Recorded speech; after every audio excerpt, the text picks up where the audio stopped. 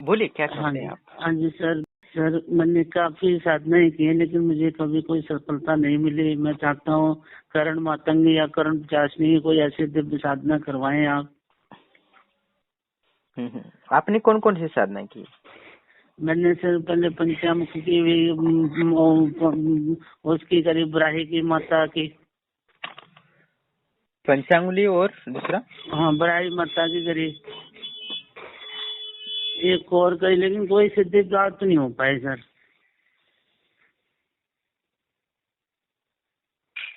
और और कौन सी साधना? और अपनी वार्ताली देवी की।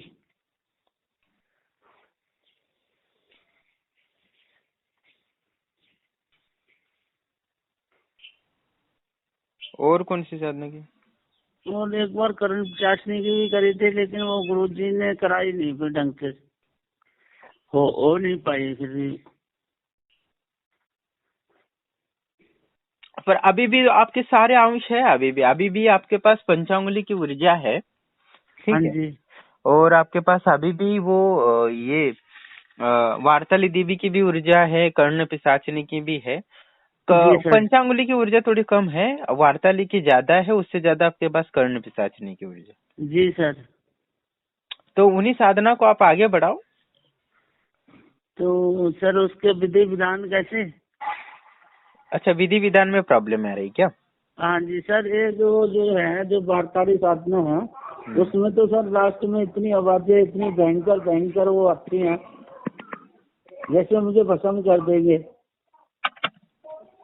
अभी प्रथमतः मुझे अभी ये बताइए है। प्रणाम दोस्तों, जैसे कि आप ऑडियो सुन रहे थे, इन साधक के पास 4 से ज़्यादा शक्तियाँ हैं और कई सालों से हैं उनके पास, और फिर भी वो अपन उन शक्तियों का यूज़ नहीं कर पा रहे, क्योंकि उनकी गलतियाँ हैं कि एक साधना छोड़ देते हैं, फिर बीच में दूसरी साधना करते हैं, वो भी छोड़ देते हैं, फिर तीसरी पकड़ते हैं, ऐसे करके 4 हो गए। ऐसे ही साधना करते रहते हैं और कुछ भी नहीं कर पाते हैं ये। तो एक साधना पकड़ के आप सही से साधना करते हो तो आपको पूर्णतः सफलता मिल सकती है। पर आप ऐसे हर 1.5 महीने में 2 महीने में साधना बदलते रहेंगे तो आप को कभी भी सफलता नहीं प्राप्त होगी, इस जन्म के अगले जन्म में भी नहीं होगा। भगवत गीता में कृष्ण ने कहा है, जो विश्वास के बिना विश्वास के साथ कोई भी साधना करता है, सकाम कर्म करता है, तो इस जन्म तो उसका बर्बाद होता है, ऐसा तो अगला जन्म भी उसका बर्बाद ही होता है, उसको कुछ भी लाभ नहीं होता है। तो आपको कोई एक ही साधना करनी है कि इतनी साधना करनी है कि वो पूर्णतः फलीभूत हो। एक साधी काफी है। बहुत सारे ऋषि मुनियों ने, साधुओं ने ये प्रचलित है कि एक सदे तो सब सदे, सब सदे तो सब जाए। तो बहुत सारी सिद्धियां करने की जरूरत नहीं है। बस वर्तमान में आप गृहस्थ हो, आप कोई साधु संत नहीं हो जो ग्रह त्याग गए हो और बैठ गए हो कि 4-5 सिद्धियां करनी है। एक ही साधना करो और उसको एक ही साधना को इतना बनाओ, ये पावरफुल बनाओ। आपको इतने चरित्रवान सत्य चरित्र हो, एकदम एक एक बैक्टीरिया वायरस को भी मारते नहीं हो, इतना है क्या? नहीं। आप ये जो आटा का और आपका जो आटा पड़ा है घर में, उसमें भी तो लाखों कीड़े हैं। आपको दिखते नहीं है, पर माइक्रोस्कोप में दिखेंगे तो उसमें भी बहुत सारे कीड़े हैं। तो आप जब खटाटा आटा खाएंगे तो उससे तो दोष लगेगा ही लगेगा ना। तो इतने सारे दोष हमें लगते रहते हैं कि वर्तमान जीवन में उस दोष से छुटकारा नहीं हो सकता। तो हमें वो दोष लगता है तो ये तो चलता रहता है, जीवन है। तो उनका सारा हमें दोष लगता है, वो हमारी मंत्र ऊर्जा पर भी प्रयोग पड़ता है। तो सफलता इतनी जल्दी नहीं मिलेगा, क्योंकि आपने जिन बैक्टीरिया वायरस को खाया है तो बहुत सारा पुण्य उनको चला गया, क्योंकि आपके कारण उनको दुख मिला। तो ये प्रकृति का नियम है। जैसे कि घास को हरिन खाता है तो हरिन का जो पुण्य होता है वो घास को मिलता है। जब हरिन को हिरण को जब वाघ खाता है तो जो वाघ का थोड़ा सा पुण्य होता है वो हिरण को मिलता है, क्योंकि उसकी क्षुधा तृप्ति हुई है। ये बात है कि भौतिक दृष्टि से कि वाघ ने हर हिरण को खा लिया, जिसका दुकान तो हुआ, पर उसके बदले में प्रकृति ने उसको एक क्रेडिट देती है, उसका तो भूख मिटाने के कारण उसको एक पुण्य बढ़ जाता है। वैसे ही आपके भी कितना कितना भोग लेते हो, आटा चावल लेते हो, तो उसमें भी एक जीव जंतु होते हैं, तो उनके कितने कितने जीव जंतु का अंत होता है, उनको सारा आपका पुण्य चला जाता है। तो बहुत सारे ऐसे दोष हैं।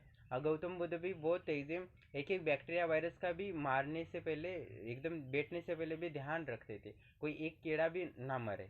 क्योंकि वो जानते थे, इतने सावधानी से रहते थे कि उससे हमारी जो जीवन ऊर्जा है वो वहाँ ट्रांसफर हो जाती है। तो आप लोगों को गालियाँ देते, दुख पहुँचाते हो, तो उसका भी आपकी ऊर्जा चली जाती रहती है। आप जितना झूठ बोलते हो वो भी चला जाता है, तो इन सिद्धियों के बाधक बन जाते हैं। और हमारे ये तो भी स्वार्थपूर्ण होता है सिद्धि प्राप्त करने, इसलिए देर लग जाती है। तो आप ऑलरेडी इतने सारे दोष लगे होते हैं और उसमें से आप चाहते हो कि 40 दिन में सिद्धि हो, एक ही साधना में हो, जप कर ले बस और सामने प्रकट हो। ऐसा नहीं हो सकता। तो वास्तविकता को आपको समझना होगा, नहीं तो ये जन्म पूरा आप पूर्णतः साधना के क्षेत्र में सफलता प्राप्त नहीं कर पाएंगे। वास्तविकता आपको पहले सोचो कि कितने लोगों को सिद्धियां मिल रही है, कितने लोग असफल हो रहे हैं, कितने असफलता के कारण क्या है, और जिनको सफलता मिली वो सफलता के कारण क्या है, इसको पहले समझो और उसके बाद आप साधना को आरंभ करो। तो आपको लाभ होगा कि वास्तव में क्या है ये सिद्धि प्राप्त होने की प्रक्रिया, क्या है इसको समझो। गए उसके पास, दे दी पैसे, साधना किया, लाभ नहीं हुआ, छोड़ दिया, फिर कॉल भी नहीं किया उनको कुछ। फिर वो या तो वो सोचो आप कर देते कॉल, बाद में चला दूसरे के पास गया, वहां से मंत्र लिया, फिर वहां से ले लिया, वहां किया, थोड़ा अनुभव हुआ, छोड़ दिया, फिर गायब वहां से। फिर तीसरे चौथे पास ऐसे घूमते रहते और इतने सालों बीत जाते और वास्तव में कुछ भी मिलते। तो पहले आप समझ तो लो ही कि सिद्धियां काम कैसे करती है, कैसे इनको यूज करना है। तो आप किसी से जुड़ जाते हो गुरु से, तो पहले इस बात को समझो कि वास्तव में मुझे किस प्रक्रिया के माध्यम से सिद्धियां मिल रही है, और ये क्या हो रहा है, ये क्या कितना मुझे समय लग सकता है, इनके बारे में अच्छे से समझ लो। तो आपको सफलता मिलने की संभावना बढ़ जाएगी। और जब तक विश्वास ना हो वो साधना आप आरंभ ही ना करो, क्योंकि जब तक आपको दृढ़ निश्चय नहीं होगा कि मुझे इसमें पूरे जान डालने की आपकी इच्छा हो साधना में, तो ही आप साधना आरंभ करो। मैं भी हर व्यक्ति को बोलता हूँ कि आश्रम से जुड़ने पहले जो साधना के लिए जुड़ते हैं सिद्धि के लिए, तो उनसे मैं पहले बोलता हूँ कि आपको जान डालनी हो साधना में, तो ही आप इस आश्रम से जुड़े, नहीं तो आपको सफलता मिलने की संभावनाएं बहुत कम हो जाती। दूसरों को अनुभव हो रहे, सफलता मिल रही, ये बात सही है, पर आप उतनी मेहनत करेंगे तो ही आपको मिलेगा, उनसे ज़्यादा आपको मेहनत करनी पड़ेगी, तब आपको सफलता मिलेगी। तो आप मेहनत कर सकते हो तो आश्रम से जुड़ो। कुछ लोग हैं जो आध्यात्मिक प्रगति के लिए जुड़ जाते हैं, तो उनका कोई, पर जो सिद्धि के लिए चाहते हैं तो उनको सफलता के लिए तो उनको उतनी मेहनत करनी ही पड़ती है। तो मैं आप एक ही साधना पर लगातार करेंगे, एक अनुष्ठान, दो अनुष्ठान, 30 अनुष्ठान, कम से कम 3 अनुष्ठान तो करना चाहिए, जिससे जीवन परिवर्तन हो। आपको आज्ञा चक्र पे बात ना करे, प्रत्यक्ष ना हो, ये तो बात है, पर आपके जीवन परिवर्तन कर सके इतना तो आपको होना चाहिए ना। आप 4 4 सिद्धियां कर रहे हो 10 10 दिन की, कोई लाभ नहीं हो, क्योंकि प्रकृति बोलेगी पहले का जो ऋण दोष है वही आपने खत्म नहीं किया और प्रकृति से और ऊर्जा मांग रहे हो, तो पहले वो चुकाना पड़ेगा। जैसे लोन वाला होता है, बाकी बैंकों से आपने लोन लिया है, वो जब तक चुकाते नहीं तब तक बैंक लोन नहीं देता कोई दूसरा। वैसे ही यहाँ प्रकृति है, वह प्रकृति कहते पहले अपने जो दोष है, पाप कर्म है, उसको मिटा दो, तभी तुम्हारी पात्रता बनाओ, तभी मैं सिद्धि दूंगी। तो प्रकृति से आप लड़ना पड़ता है, संघर्ष करना पड़ता है, तब सिद्धि मिलती है। तो वास्तविकता को जानने की पहले कोशिश करो। आप ये भ्रम में बहुत सारे यूट्यूब के चैनल में मत पढ़ो कि 1 मिनट में, 2 मिनट में ये वो वो ये नहीं बोलता हो कि एक दिन में सिद्धि नहीं हो सकती, एक दिन में भी हो सकती है, और मैंने खुद अनुभव किया कि एक दिन में भी सिद्धि हो सकती है, पर वो प्रक्रिया अलग है, उसमें वो गुरु की भी अनिवार्यता है होती है। मैंने आपको अनुभव के लिए मैंने कई बार बताया वीडियो में कि आधे घंटे में भी यक्षिणी सामने खड़ी हो सकती है, वो भी पूर्ण प्रत्यक्ष, उसको स्पर्श भी कर सकते हो, पर उतनी ऊर्जा आप लाओगे कहाँ से? आपके लिए असंभव है, क्योंकि आप गृहस्थ में रहते हो, जंगल में थोड़ी ना रहते हो। जंगल में रहो तो आधे घंटे में, 1 घंटे में हो जाए, और मैंने खुद अनुभव भी किया। तो आप वास्तविकता को समझो कि अपनी क्षमता कितनी है और उसके अनुसार मेहनत करो, तो लाभ होगा। तो आपकी क्षमता ही उतनी नहीं है, आप चाहते हो 1 2 घंटे में सिद्धि मिले, तो असंभव सी चीज़ है। तो आप सोचो कि हमारी कमियां क्या है, और मुझे कितने कितने दोष लगे हैं क्या है, और उसका को समझ के आप एक ही सिद्धि सोच समझ कर एक ही साधना करो, तो पूरा जीवन भर लाभ दे, इस जन्म के अगले जीवन में भी लाभ दे। इतनी वो शक्ति को पूर्ण प्रत्यक्षीकरण करने की सोचो, ना कि एक अनुष्ठान हो जाए, मुझे सिद्धि मिल जाए, ठीक है, नहीं होती है तो मैं छोड़ दूंगा, ऐसे सोच के आप साधना कर रहे हो तो हमसे जुड़ो ही मत। आप ये सोच के आप साधना कर रहे हो कि मुझे इस शक्ति को हर हाल में प्रत्यक्षीकरण करना ही है और इसके लिए मैं पूरा जान डालूं दूंगा, तो आप ऐसा सोच के हम साधना करते हो तो आपको सफलता भी मिलेगी। और ऐसी सोच रखने वालों को ही मैं साधना देने की इच्छा रखता हूँ। बाकी जो लोग हैं बस 41 अनुष्ठान का एक का दिन का कर लिया, 2 4 अनुष्ठान कर एक कर लिया, बाद में छोड़ देते, फिर दूसरे मांगने लगते, तो इनके लिए आप आश्रम से मत जोड़ो, इनमें आपके लिए कोई लाभ नहीं होगा, अभी बोल रहा हूँ। ठीक है, आपको एक ही सिद्धि को पूर्णता लेके जाना हो तो आश्रम से आप जुड़ सकते हो, तो हमें भी खुशी होगी, आपको कुछ प्राप्त होगा। नहीं तो आपके जो पाप कर्म है वही नहीं कटेंगे आपके कर मेहनत से, तो आपको लाभ क्या होगा? कुछ भी नहीं होगा।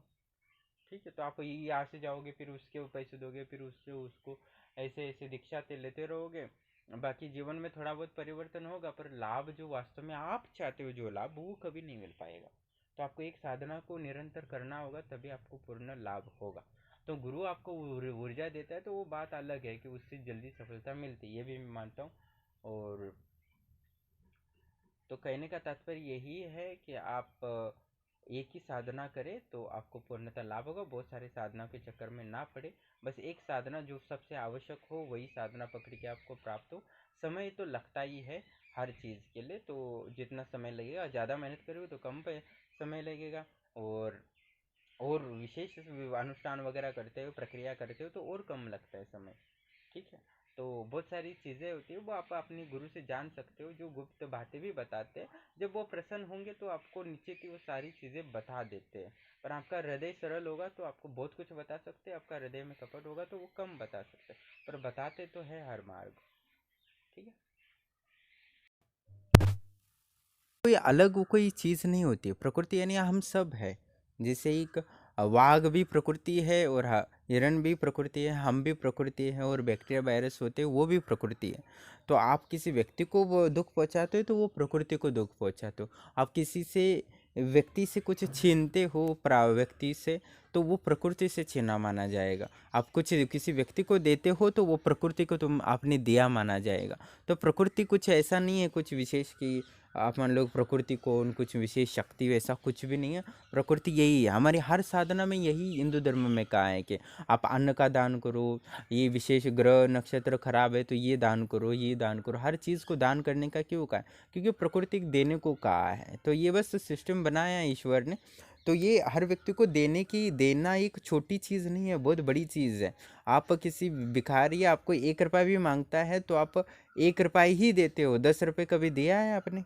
तो ये बहुत छोटी चीज़ थोड़ी ना भाई, बहुत बड़ी बात हो गई।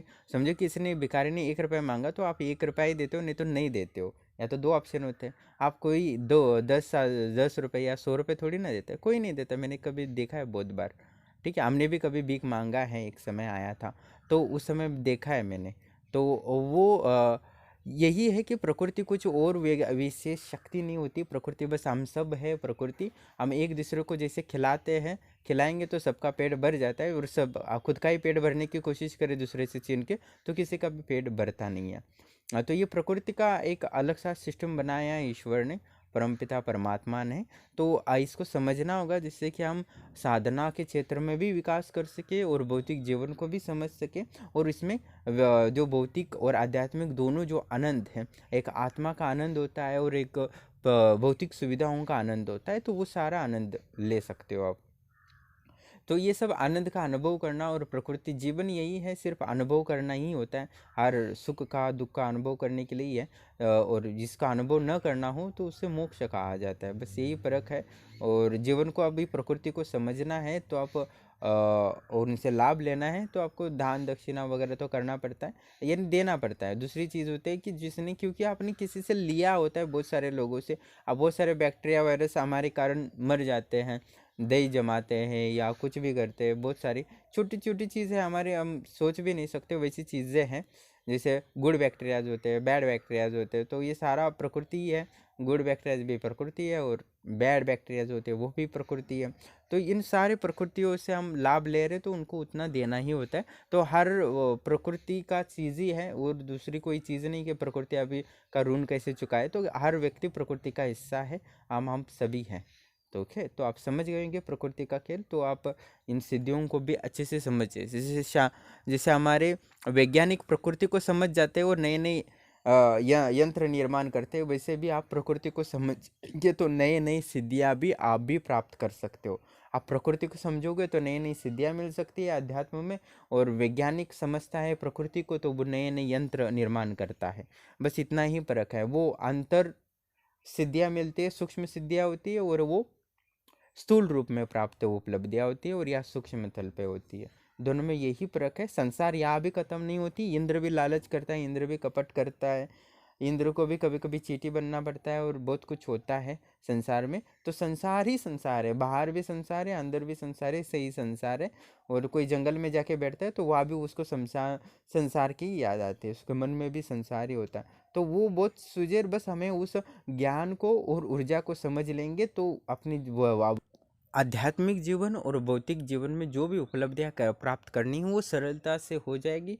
आपकी मनोकामनाएं भी पूर्ण हो सकती है। तो आप समझने की कोशिश करो, सीखने की कोशिश करो, तो आपको लाभ होगा। ये ना कि आप बस जो बाकी लोग कर रहे हैं बस वैसे ही एक छोड़ दिया, ये छोड़ दिया, बिना समझे कुछ। जैसे बिजनेस होता है, आप एक करके फिर दूसरा छोड़ो, दूसरा करते रहो तो सब कुछ लॉस में ही जाएगा, जितना कुछ मिला है वो सब वेस्ट ही हो जाएगा। तो आप अच्छे से पहले समझ के कार्य करेंगे तो उसमें शांति से और धैर्य से करेंगे तो सब कुछ लाभ होगा, और आध्यात्मिक भी लाभ होगा और भौतिकता भी लाभ होगा। और ईश्वर को प्राप्त करना इतना भी मुश्किल नहीं हो सकता, और सिद्धियाँ प्राप्त करना भी इतना मुश्किल नहीं होता है, क्योंकि हमने इतना अनुभव किया है। पर जटिलता यही है कि अज्ञानता के कारण। तो ज्ञान की ओर बढ़े, ऊर्जा की तरफ बढ़े, तो आपको विशेष सब कुछ प्राप्त हो सकता है। सिर्फ ज्ञान और ऊर्जा की ओर को समझेंगे तभी होगा ये सब।